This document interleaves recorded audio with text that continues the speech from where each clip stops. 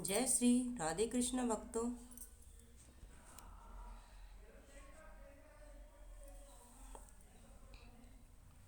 आज हम आपको मौनी अमावस्या की व्रत कथा एवं पूजा विधि बताने जा रहे हैं। मौनी अमावस्या के दिन ब्रह्म मुहूर्त में उठकर और नित्य क्रियाओं से निवृत्त होकर गंगा या अन्य पवित्र नदियों में करके स्नान करने के बाद श्री भगवान विष्णु की पूजा विधि विधान के अनुसार करनी चाहिए। पूजा करते समय भगवान विष्णु को पीले फूल, केसर, घी, दीपक और चंदन अर्पित करना करना चाहिए।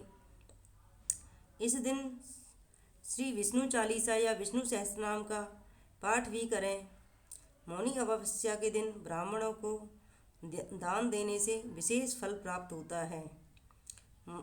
मौनी अमावस्या की कथा। पौराणिक कथाओं के अनुसार कांचीपुरी नगरी में एक ब्राह्मण अपनी पत्नी धनवती और 7 बेटों और बेटी गुणवती के साथ रहता था। उस ब्राह्मण का नाम देवस्वामी था। देवस्वामी के 7 बेटों की शादी हो गई, लेकिन उसकी पुत्री अभी कुंवारी थी। उसने अपने बड़े बेटे को वर ढूंढने का काम सौंपा था। एक दिन एक ब्राह्मण ने गुणवती की कुंडली देखी और बताया कि देवस्वामी के कुंडली में मौजूद दोष की वजह से गुणवती विधवा हो जाएगी। सब उस ब्राह्मण से इस समस्या का समाधान पूछने के लिए उनसे निवेदन करने लगे। तो उन्होंने इस समस्या का समाधान बताते हुए उन ब्राह्मण ने कहा कि सिंघल द्वीप में एक सोमा नाम की धोबिन रहती है, उसे यहाँ ले आओ। उसके पूजा में इतनी ताकत है कि वह गुणवती को विधवा होने से बचा लेगी। ब्राह्मण के कहने पर देवस्वामी का छोटा बेटा और गुणवती सोमा को लाने के लिए चले गए। रास्ते में सागर पार करने के बाद थके हारे उन्हें एक वृक्ष मिला। वह दोनों उस वृक्ष के नीचे आराम करने लगे। उस वृक्ष पर एक गिद्ध का घोंसला भी था।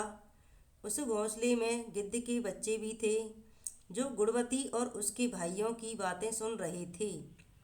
जब गिद्धराज ने अपने बच्चों को खाना खिलाने की कोशिश करी, तो वह बच्चे खाना खाने से मना कर देते थे और बोले कि पहले इन इंसानों की मदद कीजिए, तभी हम खाना खाएंगे।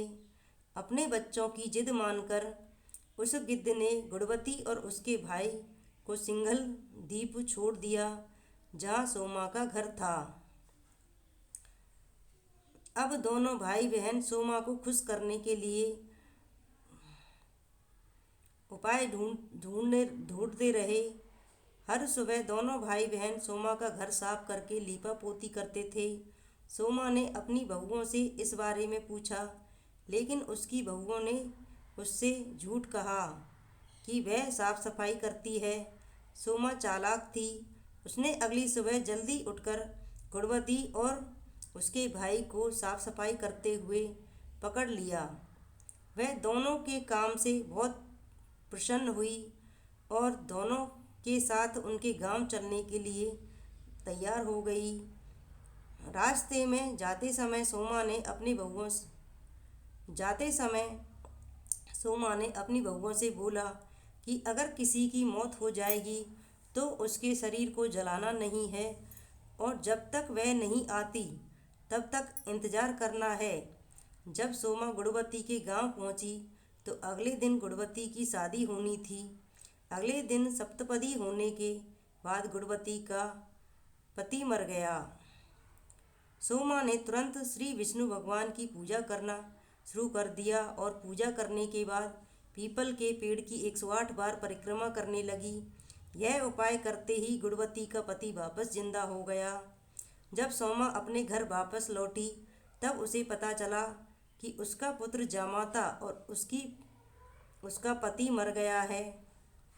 सोमा ने ठीक वैसा ही किया। जैसे उसने गुणवती की शादी की में किया था। भगवान श्री विष्णु की पूजा करने के बाद वह पीपल के पेड़ की 108 परिक्रमा करने लगी।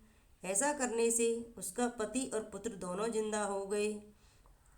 जय श्री राधे कृष्ण भक्तों, मौनी अमावस्या की कथा इस प्रकार समाप्त हुई।